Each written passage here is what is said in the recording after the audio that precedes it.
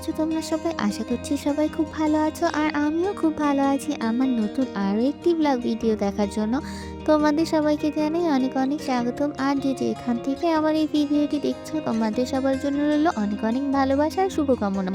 ঘড়িতে বাজছে প্রায় 9:30। সকালে সমস্ত বাসি কাজকর্ম সেরে স্নান পুজোও দেওয়া হয়ে গিয়েছে। এবারে চলে আসলাম বিছানা তুলতে। আজকে বিছানায় নতুন একটা চাদর পারবো, সেই জন্য আগে চাদরটা তুলে ফেলেছি। বরমশাই কালকে রাত্রে দারুণ একটা বিছানার চাদর কিনে এনে এসেছে। আর আমার তো নতুন কোনো জিনিস আসলেই মনে হয় সেটা কখন পারবো, কখন ইউজ করব। সেটা রান্নার জন্য বাসনকোসনই হোক, আর বিছানায় পারার জন্য চাদরই হোক, কিংবা নিজে পরার জন্য কোনো জামা কাপড়ই হোক, যতক্ষণ আমি সেটাকে ব্যবহার না করতে পারছি আমার তো শান্তি নেই। এই বিছানা চাদরের সাথে কোলবালিশের কভারও রয়েছে ম্যাচিং করা, তাই ভাবলাম কোলবালিশের কভারটাকেও চেঞ্জ করে ফেলি। আগের বালিশের কভারগুলো আমি মাত্র 2 দিন আগে পেরেছিলাম, কিন্তু যেহেতু সেটের সঙ্গে রয়েছে সেই জন্য বিছানা চাদরের সাথে সেটের বালিশের কভারটাই লাগলাম। বিছানা গুছানো আমার হয়ে গিয়েছে, এবার চা করতে চলে এসেছি। বরমশাই বাথরুমে গিয়েছে স্নান করতে, আর সান্নিধ্য স্কুল থেকে পরীক্ষা দিয়ে চলে এসেছে, ওদের এক্সাম শুরু হয়েছে। আর এখন আমি আমার আর সান্নিধ্য চাটা ঢেলে নিচ্ছি। বরমশাই আবার একদম গরম গরম চা খেতে পছন্দ করে, সেই জন্য বরমশাইয়ের চাটা এখন আগে ঢালবো না। বরমশাই স্নান সেরে ঘরে আসলে তারপরেই বরমশাইকে চাটা আবার গরম করে দিতে হবে। আমি আবার অত গরম চা খেতে পাই না, আমার একটু চা ঠান্ডা হলেই খেতে ভালো লাগে। চা ব্রেকফাস্ট করা আমাদের হয়ে গিয়েছে, এবার দুপুরে রান্নার প্রিপারেশনেও চলে এসেছি। আজকে দুপুরে রান্না করব ইলিশ মাছের মাথা দিয়ে বই কচু। এর আগে আমি একদিন রান্না করেছিলাম, কিন্তু রেসিপিটা তোমাদের সাথে শেয়ার করা হয়নি। অনেকেই তোমরা জানতে চেয়েছো রেসিপিটা কিভাবে করে, তাই ওই জন্য আজকে তোমাদের সাথে এই রেসিপিটা আমি শেয়ার করব। ইলিশ মাছের মাথাগুলোকে ভালো করে ধুয়ে পরিষ্কার করে লবণ হলুদ মাখিয়ে নিয়ে এবার তেলের মধ্যে হালকা করে ভেজে নিচ্ছি। বেশি কড়া করে না ভাজলেও চলবে, একদম হালকা করে ভেজে নিলেই বেশি ভালো লাগে খেতে। এই বই কচুর রেসিপিটা অন্য মাছ দিয়েও আমি রান্না করে দেখেছি। ইলিশ মাছের মাথা দিয়ে যতটা রান্না করলে টেস্ট লাগে, অন্য মাছের মাথা দিয়ে ততটা ভালো লাগে না। কিছু কিছু খাবার আছে যেমন একে অপরের পরিপূরক, সেই রকম ইলিশ মাছ আর কচুর রেসিপিও কিন্তু একে অপরের পরিপূরক। যেমন ইলিশ মাছের মাথা দিয়ে কচু শাক খেতে ভীষণই ভালো লাগে, আবার কচুর লতি দিয়েও ইলিশ মাছ খেতে ভালো লাগে, আবার এই বই কচুর রেসিপিটাও ইলিশ মাছের মাথা দিয়ে ভীষণই ভালো লাগে।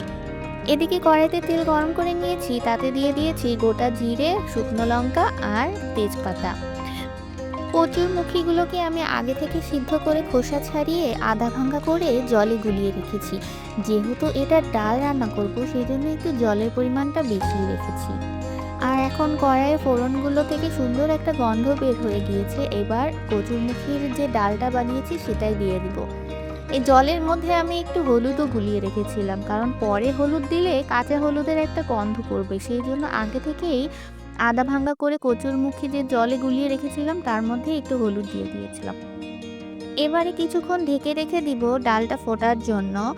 আমি না লঙ্কা দিতে একদম ভুলে গিয়েছিলাম, সেই জন্য ঢাকনি সরিয়ে লঙ্কাগুলো দিয়ে দিচ্ছি। আর কাঁচা লঙ্কা দিলে একটা কাঁচা লঙ্কা সুন্দর গন্ধ বের হবে, খেতে খুব ভালো লাগবে।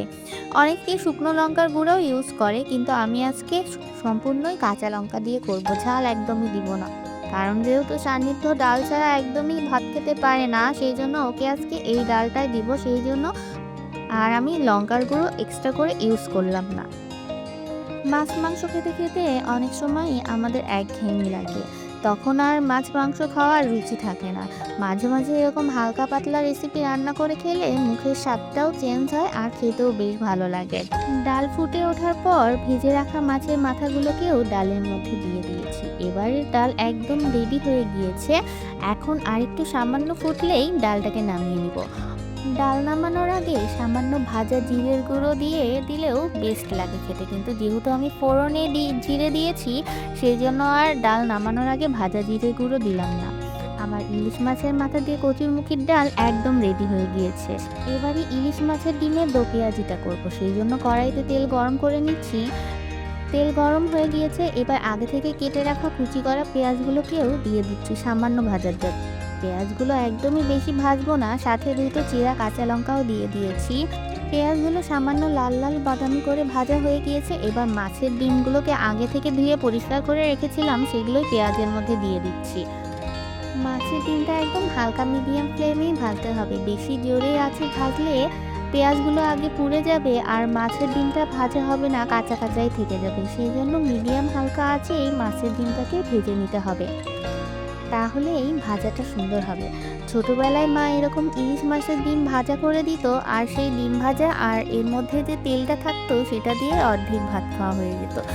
কিছু কিছু রেসিপি রান্না করতে বসলেই ছোটবেলার স্মৃতিটাকে আবার চাঙ্গা করে তোলে। এই যেমন এই ডিম ভাজি রেসিপিটি আমার ছোটবেলার দিনগুলোকে মনে করিয়ে দিয়ে। আর এই তো আমার মাছের ডিমের ডো পেঁয়াজি একদম রেডি হয়ে গিয়েছে।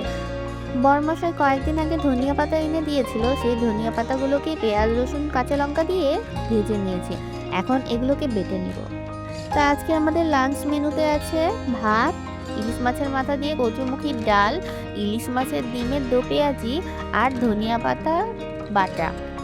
আজকের লাঞ্চটা তো একদম জমে ক্ষীর। তো বন্ধুরা এখন লাঞ্চ করে নিই, পরে তোমাদের সাথে সন্ধ্যায় দেখা হচ্ছে। Good evening friends.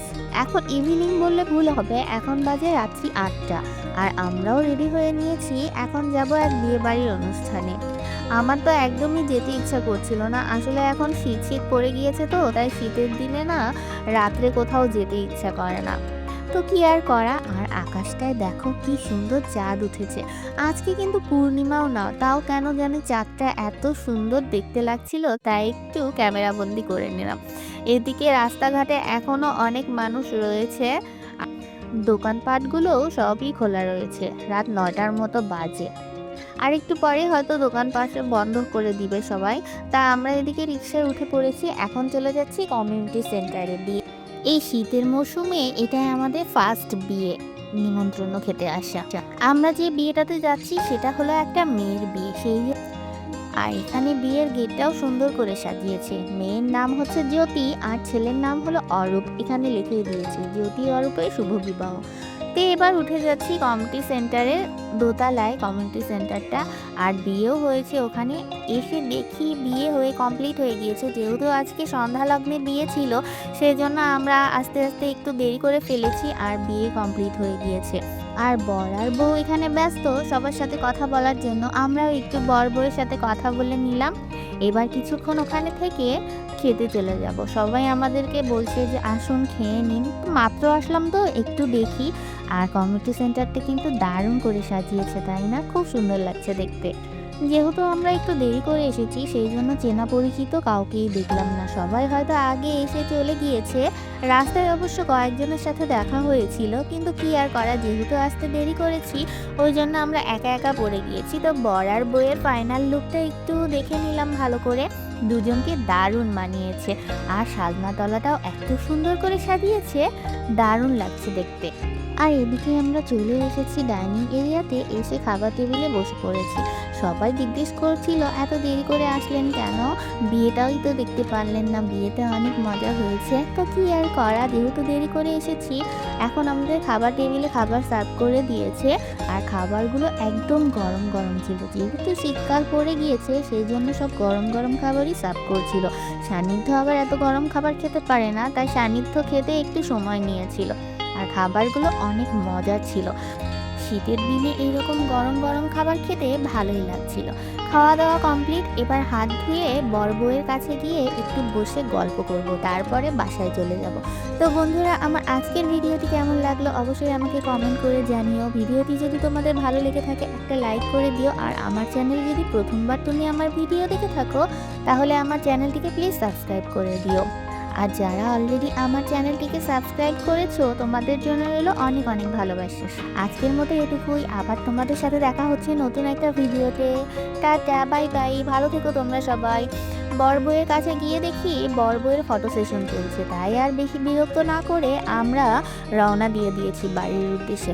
আর রাস্তায় বের হয়ে দেখি একটা রিক্সাও নেই, রাস্তা একদম পুরো ফাঁকা। সবাই মিলে আমরা হেঁটেই রওনা দিয়ে দিলাম বাড়ির উদ্দেশ্যে। আর কমিউনিটি সেন্টার থেকে আমাদের বাসার দূরত্বটা হাঁটা পথে মাত্র 10 মিনিট। আর খাওয়া দাওয়ার পরে একটু হাঁটছিলাম, বেশ ভালোই লাগছিল। আজকের মতো টাটা, বাই বাই, ভালো থেকো।